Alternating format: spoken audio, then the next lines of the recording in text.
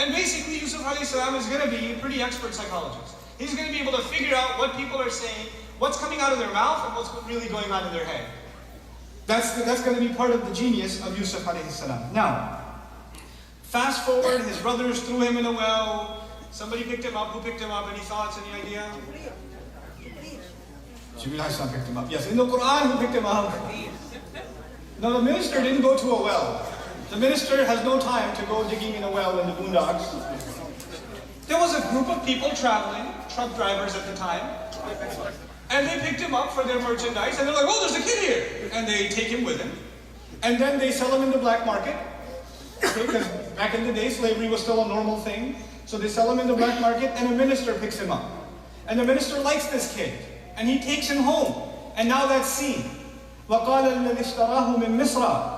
And the one who bought him from Egypt, he says to his wife, لِمْرَأَتِهِ, to his wife, أَكْرِمِي مَثْوَاهُ. Now translation says, honor his residence. Literally says, honor his residence. So let's try to understand these words. First, let's talk about the word residence. It's not maskan, it's mathwa, which comes from thawa. It's used even for the Prophet sallallahu alaihi wasallam. وَمَا كُنْتَ ثَاوِيًا فِي أَهْلِ مَدْيَنَ. Thawa in Arabic means to live somewhere where you will live for many, many generations. Thawa means not just your home, but your home for many generations. The fact that he's using the word mathwa actually tells you that the man is so impressed with this boy, he wants him to stay here his lifetime, and hopefully even his family can settle here. Like, that's how impressed he is. You know, sometimes you hire someone and you hope that they're going to be a long-term hire. Right? And he's already sold that this kid is not an experiment. I'm not going through a phase, like we're going to try this kid out and then we'll see if we can sell him off or something. No. He wants him long-term. And that's already mentioned inside the word, mathwa. Mathwa also suggests lineage, heritage. He can tell from brief conversation with this boy that he comes from a noble lineage. He can tell that he's a respectable child. He wasn't brought up on the streets or uncultured. And you know what? He's from a pretty noble lineage. He's the son of a prophet, Yaqub alayhi salam, grandson of a prophet, Ishaq alayhi salam, great-grandson of a prophet, Ibrahim alayhi salam. And he can tell, this man can tell from a little bit of conversation, this kid has noble blood. He's got noble lineage. Now he comes to his wife. I mean, he should have gone to the servants. He has other servants, yes? And we're going to learn there are other servants. You know, when they opened the door, there were other servants there? So there are other servants, so he should have just taken him to the service quarters and say, give him a room. But he went straight to the wife. And he said to her, not give him a room, honor his residence. Honor the place where he will stay long term. Now what does that mean? What does it mean when you tell a child, respect that space? Don't go there. Don't interrupt. Don't intervene. He knows that his wife is a bit, how do you put this? A bit nosy. And she's also a psycho. We'll learn that later. But she likes to, jump into people's business. So he says, listen, woman, I like this child. You're going to respect his space. You're going to respect his space. In other words, just stay away from him, okay? Just leave him alone. This kid's, I like him. He's for me. So he already knows that his wife is like a little, loopy. And first thing he goes, he takes some precaution. Akrimi mathwa. Take care of his, or honor his housing. Now when he says this to her, Akrimi mathwahu. Asa an yanfa'ana wa nattakhidahu walada. Maybe he could benefit us, or we could take him as our own kid. Now, when you buy a slave, you don't think of adopting him as your own child. But it seems, because he can tell he's so noble and what a wonderful kid he is, and mashallah, a really cute one too, that he says maybe we could just keep him as our own. And he also doesn't believe, and this is interesting, some of us would say because he couldn't have a child with this wife or something like that. But also, it seems to be indicated that he doesn't want a child with this woman. Because she's going to raise him the way she is. And now he's got this pre-packaged, custom-made boy who's pretty awesome. Who's not going to be raised by her. Right? And even she's being told, please don't influence him. Respect his space. So he's like, maybe that's why we should adopt him, because this is pretty cool. By the way, you should know something about ancient cultures. They preferred adoption over even having one's own child. They preferred adoption. Let me tell you why. In some royal cultures, adoption was a big deal. Why? Because when you have a child, you don't decide their personality. It's not up to you. But when you adopt a child, you can look at their intelligence, their physical ability, etc., and you pick the one that you want to adopt, right? So actually kings, a lot of times kingdoms, even in the Roman Empire, kingdoms were passed down by adoption, not by actually blood. Because they took someone in, and that's why the Quran actually highlights that about Jesus there are two confusions among the Christians. Not just that Allah had a son, to have a child is to beget a child, but actually ittakhadha Allahu walada. He took a son. To take a son is closer to what? Adopting. And that's part of the Christian creed was adoption. And that would be perfect. He adopted the perfect son, you know. And so the Quran even highlights that shirk too. They say, no, we're not saying begotten son, we're saying adopted son. No, even that shirk. You know, so Allah addressed that in the Quran. But anyway, coming back to this. So he's even considering he might even want to adopt him. Now, Yusuf alayhi salam is in the house. And now that he's in the house, trouble begins. This is where things get really, really crazy. So I'm going to pull this. I wrote this down for you so I don't skip any of it. Here we are. وَلَمَّا بَلَغَ أَشُدَّهُ. When he reaches his most intense age. You know, a murahiq in Arabic is a teenager. Allah doesn't use that for teenage years. He says, reaching the most intense part of him. Such an amazing analysis in the Quran of what it means to be a teenager. Every emotion you have is what? Intense. You're playing a video game and you just lost. Round 2. You throw the controller on the ground, stomp, kick, punch the wall, tears coming out of your eyes. You've been trying to beat Akuma for 40 rounds. You haven't been able to beat him. You're trying to do this combo and it's just not happening. Your anger is intense. Your friendships are intense. Your desire to hang out is intense. When you play ball, you don't want to play ball for an hour, 2 hours. You keep playing until you can't stand up anymore. Everything about you, what you do when you're a teenager is intense. You see a girl, I want to marry her. You see another one, I want to marry her. Everything's intense.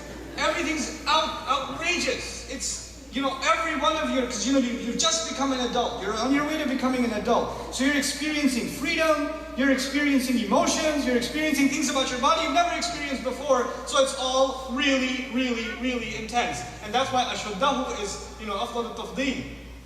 This is the most superlative form of the word. So when Musa alayhi salam reached the intense age, how many parents have teenagers here? Inna lillahi wa inna ilayhi raji'un. Okay, very good. I just became one too, alhamdulillah. So I'm scared to death. Oh my God. And specifically Allah highlights the teenage boy, right? Now he's a teenage boy, and teenage boys have certain feelings that we don't have to talk about. If there's absolute ijma' on this ummah what those feelings are, and we don't have to describe them, everybody's very clear about what they are. Now when that happens, Allah says, آتَيْنَاهُ حُكْمًا. We gave him good decision making, firm decision making. Man, when you're a teenager and your hormones are going crazy and you look as good as Yusuf alayhi salam does, trouble gonna happen. There's gonna be trouble. But Allah says He gave him firm decision making. You know what that means, right? The most important thing to teach a teenager is what? Decision making. And you cannot teach decision making in a classroom. You can't teach decision making sitting in a lecture. Decision making is done in real life. And you can only learn decision making if you have been given the freedom to make the decision. If you're constantly trying to control everything your teenager does, you are going to be miserable, they're going to be miserable, and they're probably going to rebel anyway. If you give them a little bit of space, and if you taught them well, if you give them a little bit of space, and you allow them to make certain decisions, and they will make mistakes, and you let them learn from those mistakes. And then they'll make less mistakes, and you let them learn from those lesser mistakes. And they will become better. Allah gave him firm decision making. Hukman. It's wisdom and firm decision making. And this is actually really important. That we understand what it means to empower young people. Empowering young people is not giving them a list of things they cannot do. Can I go with my friends? No. Can I drive? Can I? No. Can I watch a movie? No. Can I? No. What about no?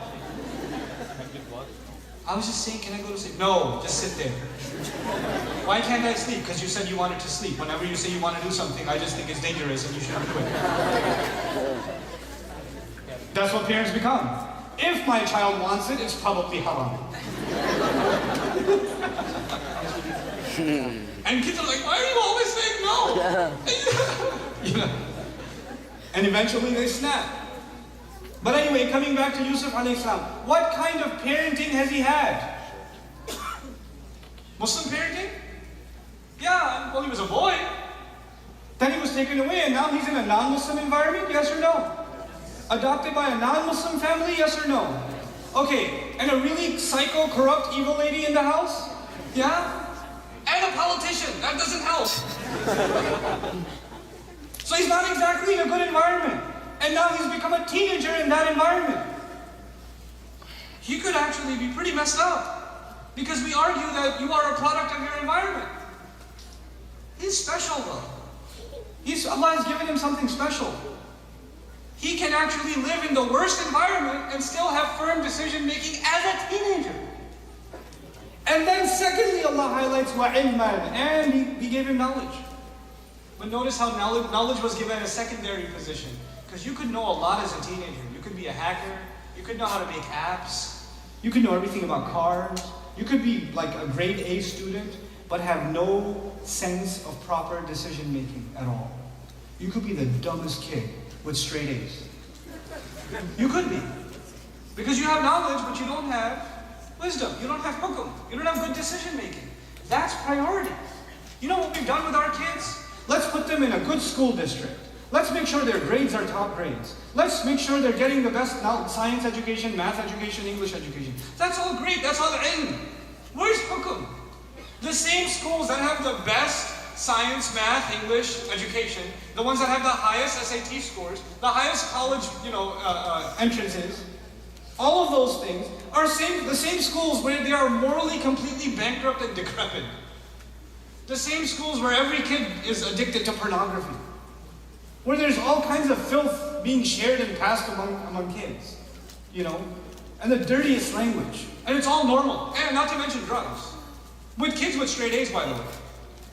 We've focused on the wrong things. We've bought into this artificial sort of, idea of success, not even looking at what Allah is telling us. آتَيْنَاهُ حُكْمًا وَعِلْمًا وَكَذَلِكَ نَجْزِي الْمُحْسِنِينَ. And that is how we compensate and we pay those who excel. By the way, ihsan is the highest level of spirituality. And Allah Azza wa Jalla is describing that if you have these two things, if you have ihsan from the very beginning, then Allah will give you strength and you can be like a really spiritual person even if you're a teenager. By the way, Yusuf alayhi salam, extremely knowledgeable in deen, scholar perhaps? No. He doesn't have that education. The only education he had in Islam was as a child. He had private tutoring with his father, Yaqub alayhi salam. That's it. That's all he's got. He's holding on to that education now that he's a teenager. Now things are going to get really fuzzy.